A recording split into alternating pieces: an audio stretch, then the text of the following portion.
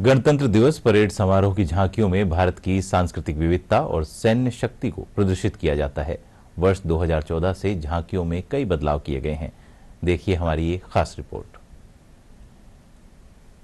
गणतंत्र दिवस परेड समारोह, नई दिल्ली का कर्तव्य पथ, जहां दिखती है भारत की सांस्कृतिक विविधता, जहां दिखती है भारत की सैन्य शक्ति। यहाँ निकलने वाली झांकियां हर किसी का मन मोह लेती हैं। पिछले एक दशक में यहाँ बदला है बहुत कुछ।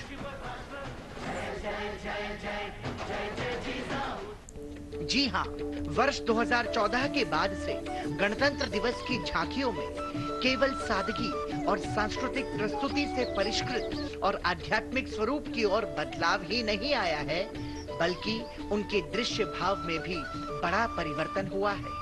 लकड़ी और धातु जैसे बुनियादी उपकरणों से लेकर डिजिटल डिस्प्ले और उन्नत प्रकाश तकनीकों तक इस परिवर्तन ने झांकियों के अनुभव और प्रस्तुति को और बेहतर बनाया है। इनमें अब परंपरा के साथ प्रगति देखी जा सकती है, तो वहीं विरासत के साथ भविष्य का संयोजन भी बखूबी दिखता है।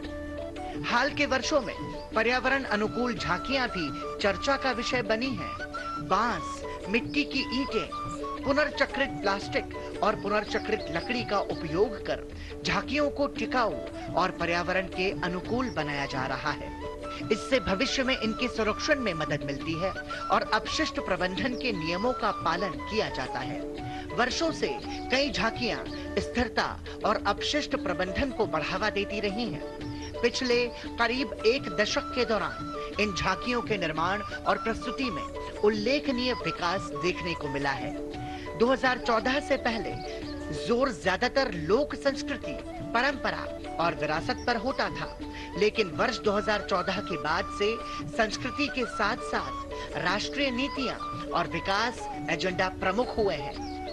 चयन प्रक्रिया की अगर बात की जाए तो प्रतिस्पर्धात्मक चयन प्रणाली अपनाई जाती है और डिजाइन, नवाचार और संदेश की स्पष्टता पर जोर रहता है। नई दिल्ली के कर्तव्य पथ से निकलने वाली झांकियों में राज्यों, केंद्र शासित प्रदेशों, केंद्रीय मंत्रालयों और अन्य विभागों की झांकियां भी शामिल होती हैं। इन झांकियों की तैयारी की जिम्मेदारी रक्षा मंत्रालय की होती है। देश के रक्षा मंत्रालय से गठित एक एक्सपर्ट कमेटी तय करती है कि किस राज्य की झांकी परेड में शामिल होगी। इस समारोह की तैयारियां कई महीनों पहले से शुरू हो जाती हैं। रक्षा मंत्रालय से गठित एक्सपर्ट कमेटी में art, culture, painting, sculpture, music, architecture, choreography के क्षेत्र के प्रतिष्ठित लोग शामिल होते हैं। अगर पिछले वर्ष के ही गणतंत्र दिवस परेड 2025 समारोह की बात की जाए तो स्वर्णिम भारत, विरासत और विकास विषय पर 16 राज्यों और केंद्र शासित प्रदेशों और 10 मंत्रालयों और विभागों की झांकियां कर्तव्य पथ पर उतरी। वहीं परेड में पहली बार तीनों सेनाओं की ऐसी संयुक्त झांकियों ने हिस्सा लिया, जिसका विषय सशक्त और सुरक्षित भारत रहा। आगामी 26 जनवरी यानी गणतंत्र दिवस परेड समारोह 2026 में इस बार मुख्य विषय वंदे मातरम होगा।